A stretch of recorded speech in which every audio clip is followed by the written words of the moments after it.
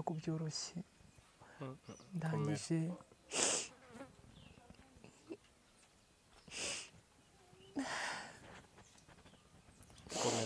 komera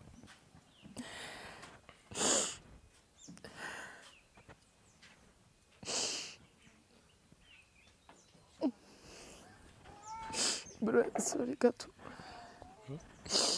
gato ndakomeretse komera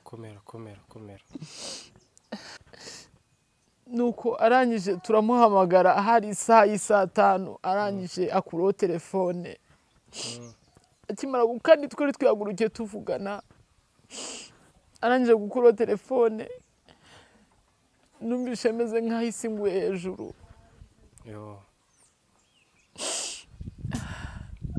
mwari muvuye mu Mutara twari tuvuye mu Mutara twari twazanye inkoko amata twazanye n'ibishyimbo ndetse n'ibitoki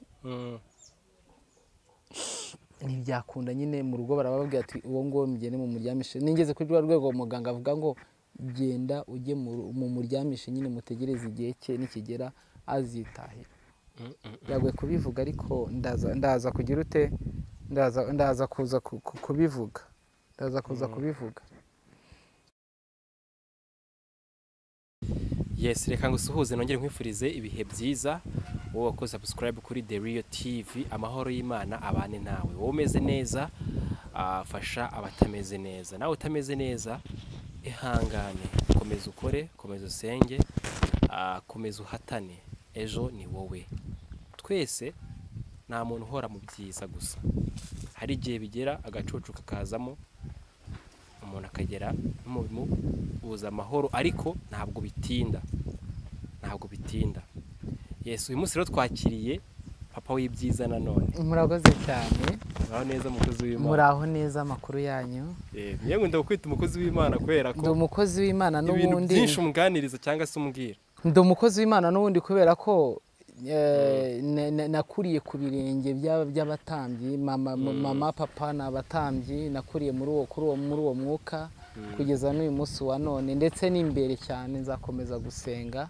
niyo mpamvu rero bitajya bintera isoni kuvuga ko ndi umwana mu rugo kwa Kristo ndi umwana mu rugo ku Mana ubu ndi umukozi w'Imana of course nari ngiye kuvuga ngo ukunda ikintu cyose nkubwiye ukunda guhita umbwira ahantu cyanditswe muri Bibiliya ikintu ufite amakenga uhita umbwira ahantu cyanditswe muri Bibiliya warambwiye ngo Bibiliya nta kintu na kimwe abantu bavumbuye itavuze nta kintu na kimwe kiba kuri iyi si Bibiliya itavuzeho ahubwo icyo gisigaye nuko abantu basoma bakamenya ibyo barimo intambara barwana nazo uburyo Bibiliya izivugaho nibyo rero ndagusuhuje rero kongeye kukwakira murakoze cyane ndishimye cyane kubw'uyu mwanya wa none turi hano tugiye kuganira ku bijyanye n'ubuhamya bwanjye buri deep ndagira ngo uze kuntega amatwi uraza kumva iki kiganiro hari aho buri bukure bukugeze ndatangirira hambere hanjye kugeza uyu munsi nzi neza ko buraza kukubaka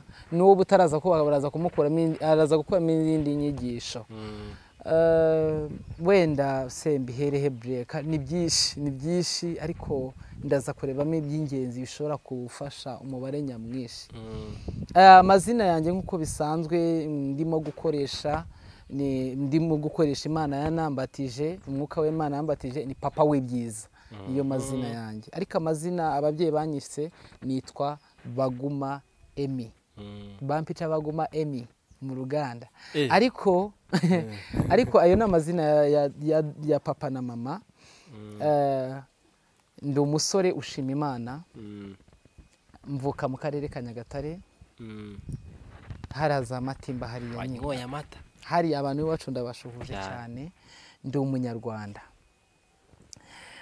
wenda ikintu naheraho ndi umuntu Imana yangiriye neza kuva kera agibana nanjye bre uzi ko ntabwo nari nzi yuko umuntu ashobora kubaho akabaho adafite umuntu umubwira ngo komera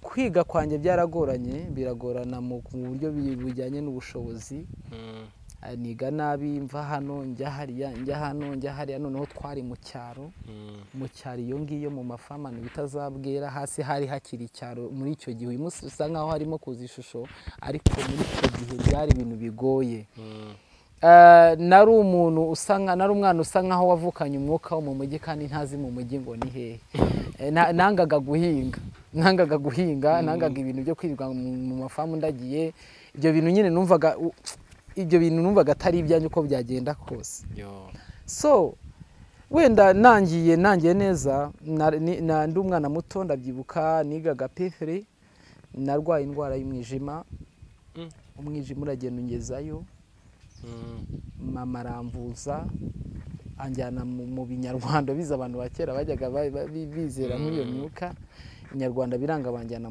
kwa muganga babavura biranga ngeraho ntibyakunda nyine mu rugo barababwira ati uwo ngo mugende mu muryamishe ningeze kuri rwa rwego muganga avuga ngo genda ujye mu muryamishe nyine mutegereze igihe cye nikigera azitahira noneho mama yarankundaga cyane ku buryo biragoye kubivuga ariko ndaza kugira ute ndaza kuza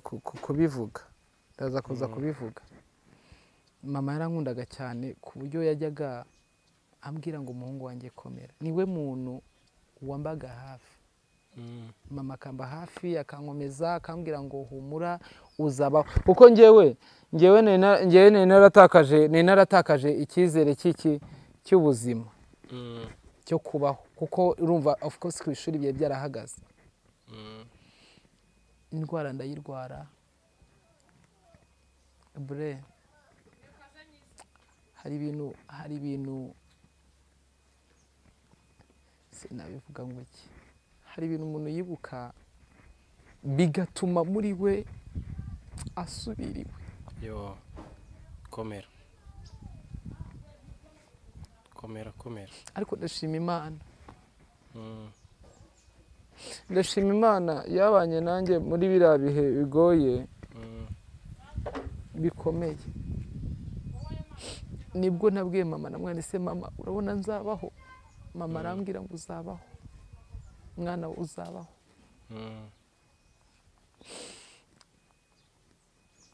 biragoye kubivuga ariko muraza kunyihanganira komera kunyihanganira njye nkunda kugira emotion nyinshi cyane nibwo naje kumenya ngo Obaridi yaje ahantu bita Matimba icyo gihe Obaridi nyakugenda Obaridi yari akiriho padiri ndangije ndagenda ndahagera hari abantu benshi cyane ariko nkuko mu magambo yanjye njya nkunda kukuganiriza urabizi ko nyavuga ngo gira kwizera bre kwizera kwa niho kwanyijije warakize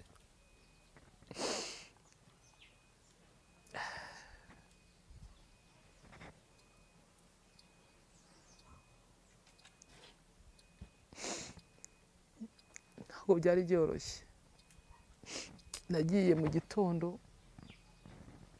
ndagenda ngerayo mpageze arasenga arigisha icyo gihe nasize mama arwaye malariya ntabwo twajyanye nta nubwo nari mfite amafaranga ngezeyo nagiye n'amaguru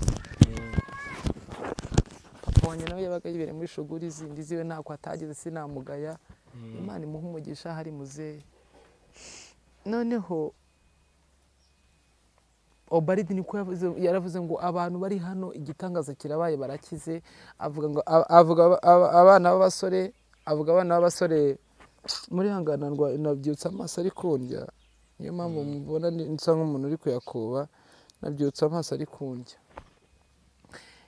nza kwakira igitangaza ndakira wenda mvuye aho ngaho cyane ndashaka kugira ngo ngere ku rwego rw'uko nageze i Kigali nza kuza i Kigali nza mu buryo bugoranye ndaza ngera inaha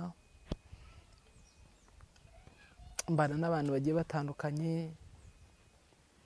nkora akazi ko mu rugo nyine mbaho mu buzima bwo guteseka. Niyo mpamvu ndimo mvuga ngo umuntu wese uri hariya uyu munsi uri mu bihe nk'ibyo naciyemo, umuntu uri hariya uri mu buzima nk'ubwo bugoye buvunanye uruhije umutima, ndagira mbwire ngo nakomere, mu ijuru hari Imana cyane. muri ubwo buzima naciyemo ndi muri uyu mujyi wa Kigali, ubwo nyine nirukanse, nanze kubijyamo dipu cyane, nirukanse kugira ngo bitaza kuba birebere cyane.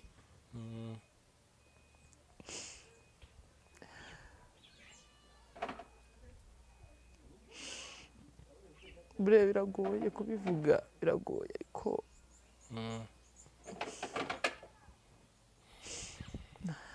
narakomeretse. Komera.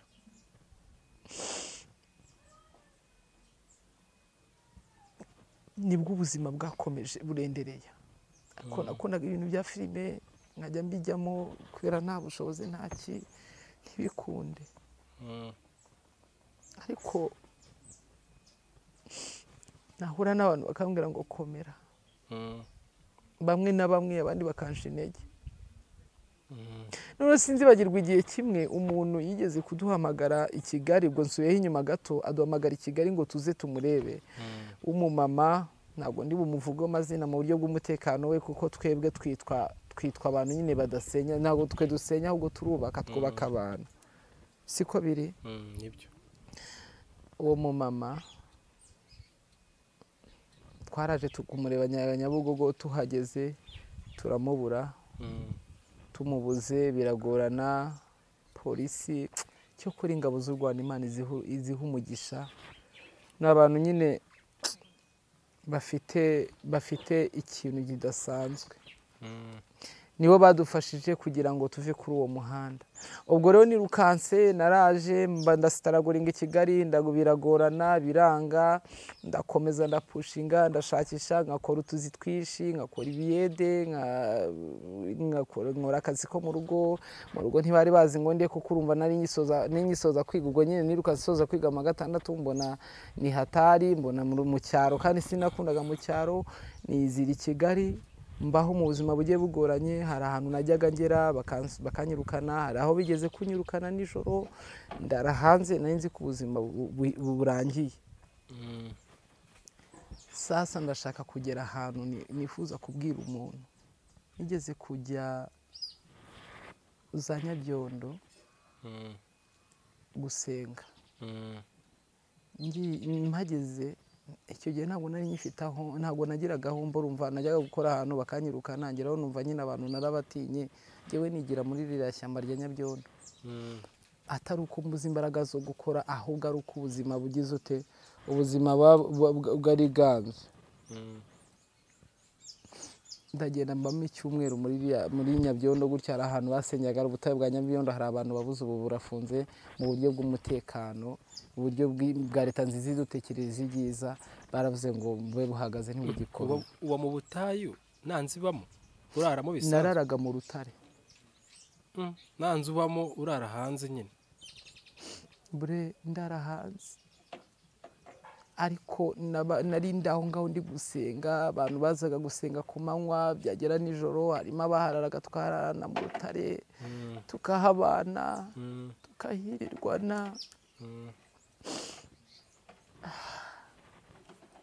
Bure nageze muri cya gihe mvuga ngo ese Mana, ubushake bwe koko burasharira. Hari indirimbo ya Mucyo yaranakundaga kuririmba igihe nabaga nshonje, muri icyo gihe nari ndaho mu butayu, iyo nabaga nabonye umuntu wanzaniye umuneke, wanzaniye igiceri, kurumva nibiragaho, umusatsi waranyereyeho, telefone nta telefone nagiraga, nifite simukadi mu ntoki, numva nta muntu wari uzi aho ndi, n'umuryango wanjye ntabwo wari bazi aho ndi, kubera ko ubuzima bwari bwaranze. Urumva nanze kwinjira mu bintu by'imiryango cyane mu buryo bw'imitekano yabo, ariko byari bigoye. Ariko hari ahantu hasimbutse bivuga ko hari umuntu waje, hari umuntu watangiye kutubwira ngo waje ngo wari ugiye kuvuga ibyo bw'umutekano we uhita urekera. Hari umuntu wari ugiye kuvuga uhita wavuga amazina ariko tuva kuri iyo nkuru. uwo muntu ni umuntu waduhamagaye ngo tuze tumurebe i Kigali. ubwo nyine usubije inyuma ngo tuze tumurebe i Kigali. tuhageze byari saa 5 turi Nyabugogo, nibwo guverineri nkandagiye mu mujyi wa Kigali. ndangije ndamuhamagara, arangije akuraho telefone. akuyeho telefone biradushobera. na rumwe mu bantu batinya i Kigali, kuko nibwo nari mageze twumvaga ngo Kigali ni amahanga. ntabwo byoroshye. ndangije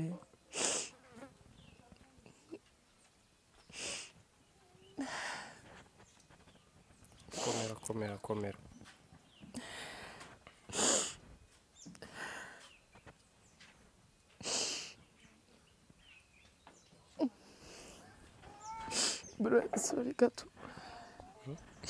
sorry gato ndakomeretse. komera.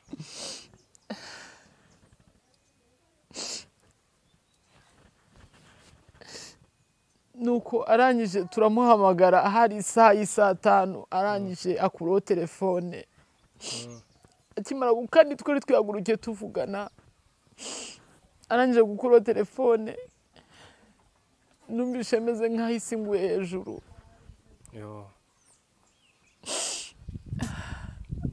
mwari muvuye mu Mutara? twari tuvuye mu Mutara, twari twazanye inkoko, amata, twazanye n'ibishyimbo ndetse n'ibitoki.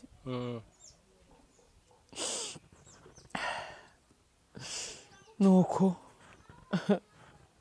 abantu ramubyeyi Imana izamumugisha, kubera ko nta kindi kintu namusabira. angije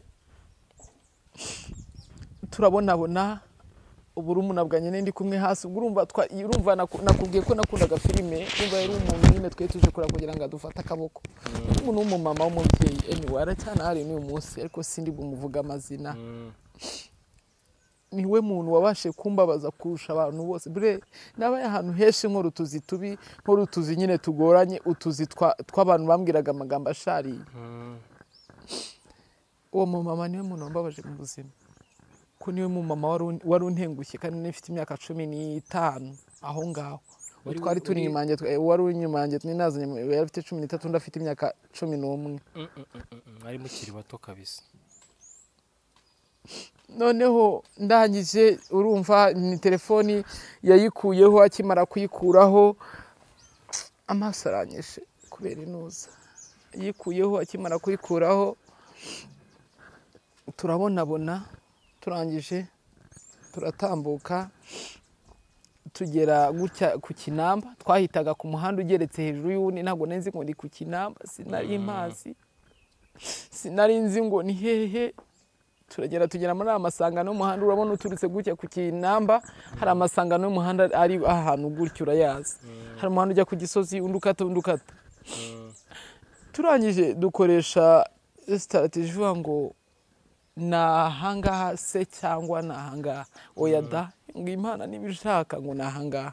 niyo nuza, niyo twakoresha kugira ngo tumenye inzira turi bucemo. kurumva twari twatinye mu mujyi, tuvuga ko byari bigeze amasaha nimugoroba, tuvuga ngo amasaha nibwira bibura kwibonera ahantu mu gihuru twiryamira. twumvaga ko twe duturutse mu cyaro, twumvaga nyine tudashaka ko turi mu mataje, none tugumana hafi y'amataje bari butwicire. mwaje mufite imyenda se?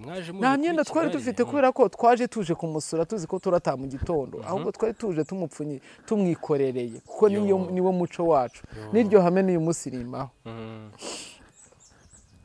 turangije bre tuzamuka umuhanda aho Imana twavuze ngo nahangaha se cyangwa nahangaha. ngo yada, Imana nibishaka nahangaha.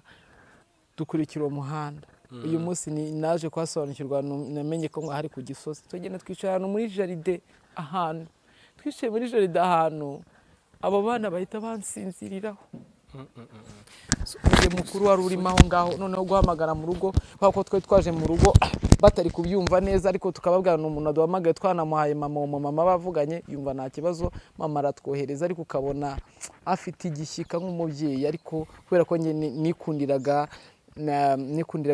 kuvuga ngo ngiye kureba abantu runaka bamfashe nari bumentioninge hano amazina yabo nicyo kintu nari ndimo gukurikira numvaga nshaka gukurikirana destiny yanjye yari ndimo ko hari icyo twashakaga ngo adufashe niyo mpamvu twe twanabimwe niyo mpamvu yari yadutumyeho niba ukuntu byagenzaga kuri telefone CBS ubwo nirukanse ndagenda nicara aho ngaho muri jaride nabo bana bahita bansinziriraho. Sorry ukiri aho ngaho mwikorereye ibiki? Twamuzaniye amata, twamuzaniye igitoki kimanyaguye kiri kumwe n'ibishyimbo, twamuzaniye n'inkoko y'isake. Inkoko yari iri mu ikarito nari nyikikiye, nari nsa nk'umuntu yikikiye. Mana we ko numva ibyo bintu biremereye, urumva guturuka mu Mutara muje mwikoreye ibintu muri n'abana batoya, umukuru ari wari ufite imyaka 15. Ese mwaje mubiteruye muri bisi mwaje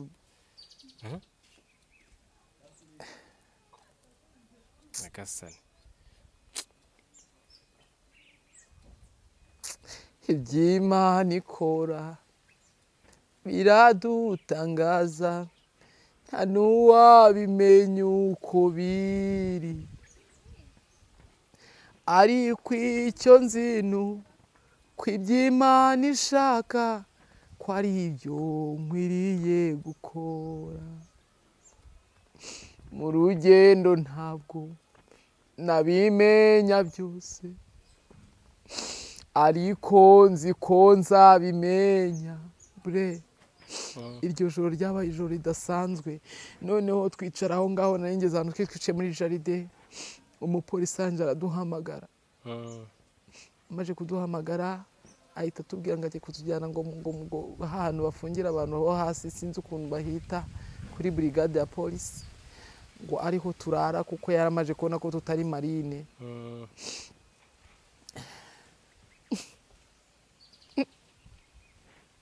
Komera.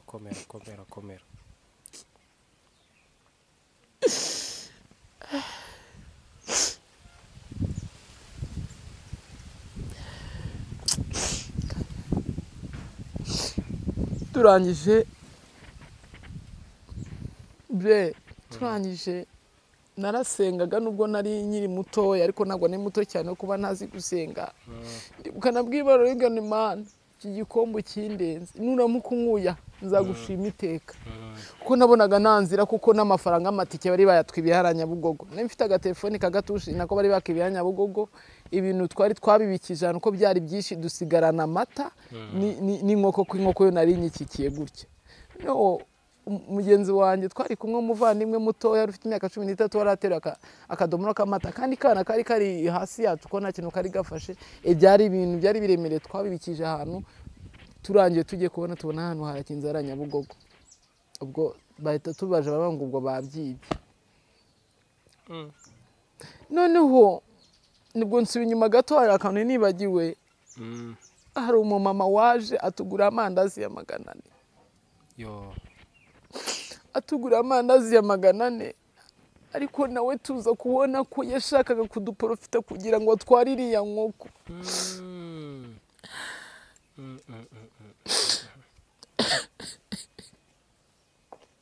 Twe twari tuzi ko ari ineza imuzanye, twari tuzi ko ashaka kudufasha, kumbi we yari yamaze kubona amatakare n'inkoko niyo ashaka kubera ko twari duhagaze gutyo ngende kunegosiya nawe arimo ambwira ngo araza kudungongo arimo ambwira ahantu ataha ako kana k'imyaka 10 kumyaka 11 niko kamubonye ari gucara n'abana amasiri kumbi we yashaka kugira ngo adutware narangiza twibe adutware wenda sinzi ikindi migambi yari afite.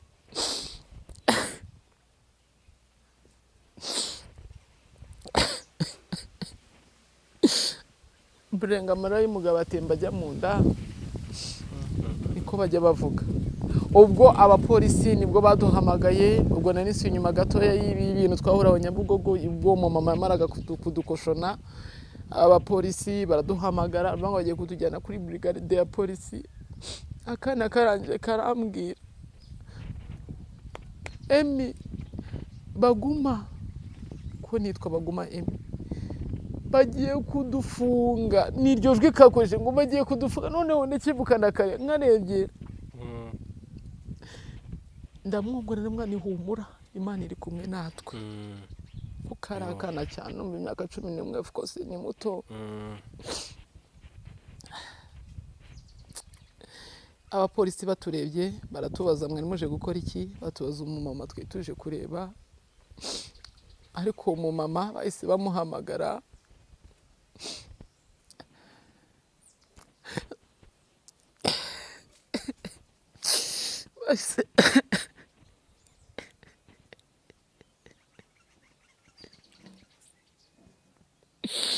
Bahise bamuhamagara, bamaze kumuhamagara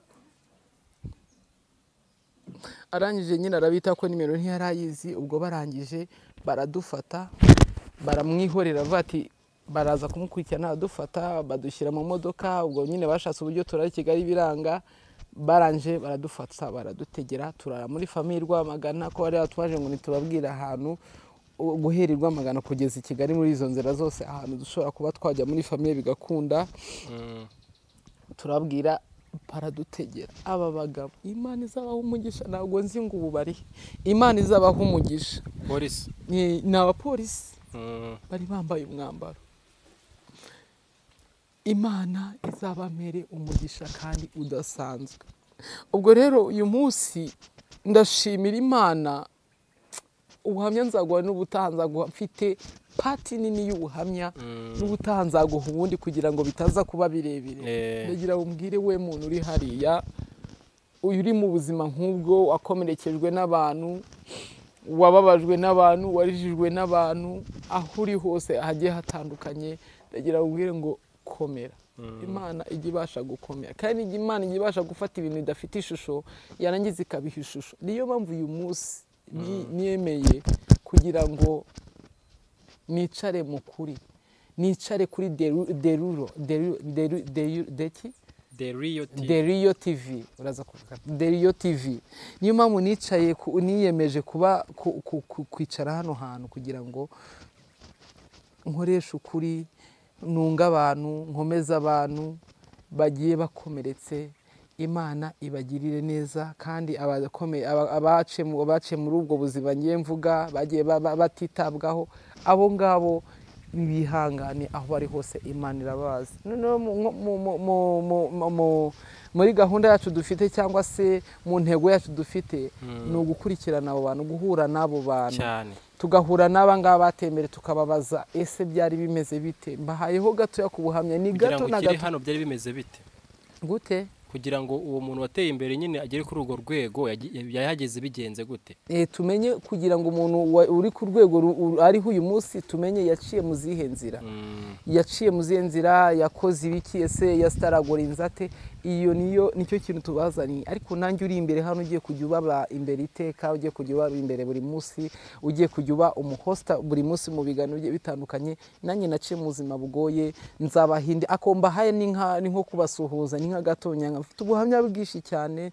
Burezi tuba turi kumwe, azajya bimfashamo kugira ngo mbashe kubibagezaho ubuhamya bugiye butandukanye. Ariko nakubwira ngo wowe ubabaye, wowe uri kurira, akira ikiganza kijojo bituze ndetse n'ineza cy'Umwami Yesu Kristo. Kandi nawe uri mu nzu y'imbohe, ndavuga muri gereza, nawe akira ikiganza kijojo bineza y'Imana. Hari ijambo hano nshaka gusoma, ni ijambo ry'Imana tubona muri Yesaya 54, ese mashake 54 umurongo wawo wa 11.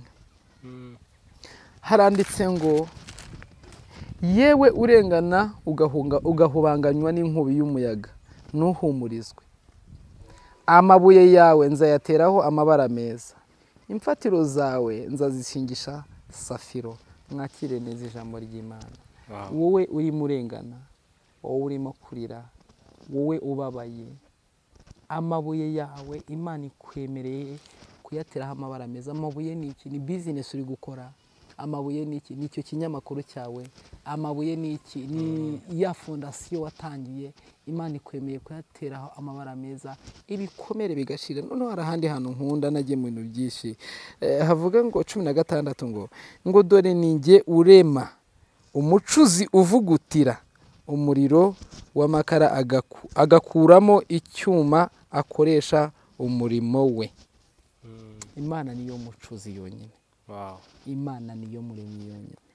Iyo Imana itaza kumfata ukuboko. Umunsi nagomba narahuye na Blaise, ntabwo Blaise aba yahuye nanjye. Nawe ujye kumva wumvishe ubu buhamya, ntabwo uba ubwumvishe mba narapfuye kera njye hakaba yaribagirana. Ariko kubera ko Imana ariyo mucuzi icura icyuma cyanjye nkoresha uyu munsi, niyo iba imbereyeho, niyo ikuberereyeho aho uri hose. Hari kandi gato ya Blaise, nyemerera unyihanganire nkagusomera. Kavuga ngo 13 hawe Yesaya 54:13 ngo abana bawe bose bazigishwa n'Uwiteka. Ntabwo abana bawe bakwigishwa n'Uwiteka urimo kuvuga abandi, ahubwo wowe fata abakomeretse, abari kuvugwa nabi, abarimo kurira, uba ubunge. Numara kubunga, ari nayo ntego yacu. Abana bawe ibyo bintu bazabisarura bigishwe n'iki? N'Uwiteka. Hepfo hayaho gato unyihanganiye Blaise, ejya nkomeza abantu hano, kandi bazagira amahoro menshi. Ntabwo bazigishwa gusa, ntabwo nubibi byiza, ntabwo abana bawe bazigishwa gusa, ahubwo abana bawe ngo bazagira amahoro menshi. Haleluya. Ndumva imbaraga z'Imana zije, numva nabwira abantu Imana, kubera ko hari ahantu Imana ndabyibutse mukanya nari ndimo ndira, ntago nari ndijijwe n'igisha mwana yizwaga n'ibikomeye by'abantu banteye bagiye bantera, ariko nibutse neza ijambo rikomeye Imana igira ngo mwana wanjye baho. Imana nkwe muri burabutaye, ibyo burabutaye ku buryo nabayemo nabwo nzabibabwira n'ibirebire n'ukuntu navuyemo. Urumva Imana ngo abana bazabigisha ngo kandi zabaha amahoro menshi. No kuvuga ngo abazagukomokaho bose umugisha Imana nagugarukira kuri we Blaise gusa, ahubwo nabuzabyara. Haleluya. Bazagira ute? Reka rero mbihuze n'ubuzima bw'uyu munsi bwa none bwo kuri imihanda tugiye kubamo. Wowe ubona mugenzi wawe yasebye, ahubwo wihita urushaho gufata cya gisebo cyo ngo ugisakaze, ahubwo murundarunde umutwikira umbwa ati muvandimwe wanjye nkunda. Uru rukundo rwa Kristo asa n'Imana. Nubwo ndarivuze ngo iki Blaise, nubwo ukomeretse, nubwo uyu munsi abana kugutera amabuye, komera. Aho kugira ngo wowe ufate ijambo kujya kumusongamo, ahubwo mukomeze. Ndi hano nihanganisha Sabe, Imana imuhe kwihangana ndetse no kwihangana pe, imuhe no gukomera hari kwa muganga, ndetse nihanganisha n'umuryango. Imana ibahe kugira ute gukomera. Hepfo ya hari akantu ngiye kuvuga gatoya ngo hari bazaterana ngo ariko sijye uzaba ubateranije. Abo ni abaki? Hadoyi cyane. Ariko Uwitenda gushimira iki? Haduyi ntago ndaza kuyita umwana w'umuntu, ahubwo Haduyi ni umwanzi Satani. Ari gutubibamo iki? Inzangano n'ishyari. Ari utuma tudafashanya kandi dufite ubushobozi bwo kubikora. Ari utuma tudasura abarwayi mu bitaro bakeneye iyo support. Ari utuma tubiba ururimi rubi kuri bene data. Ariko uzi ko hari abantu